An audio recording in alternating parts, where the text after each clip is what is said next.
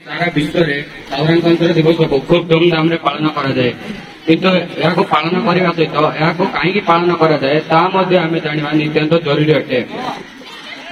जदि मुझे इतिहास कहवाक जाए तेज सेदिन थी 1930 मसीहा जानुरी 23 तारीख कांग्रेस लाहौर अधिवेशन राजनीति तटरे सेदिन पंडित जवाहरलाल नेहरू भाषण मुक्त कर समग्र भारतवासी को।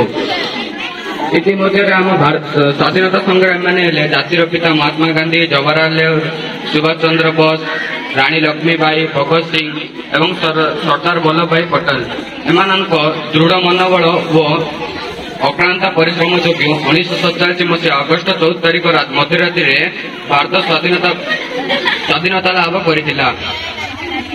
एणु आम 1947 मसीहा अगस्ट मास 15 तारीख आमर प्रथम स्वाधीनता दिवस पालन कलु।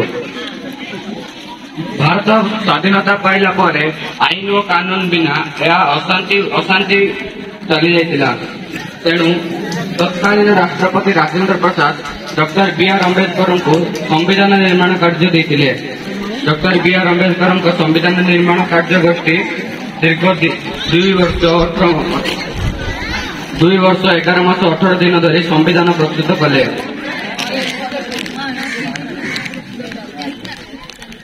यापर 1949 मसीहा नवेम्बर 26 तारीख में संविधान गृहीत है और 1950 मसीहा जनवरी मास 26 तारीख में समग्र भारत में कार्यकारी है। यापर भारत एक सर्वनिरपेक्ष गणतांत्रिक राष्ट्र रूपे परिचित है।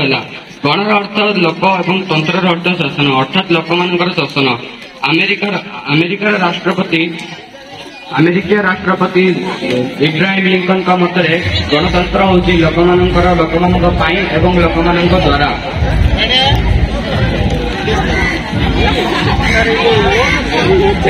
मोर वक्तव्य शेष करती। जय हिंद।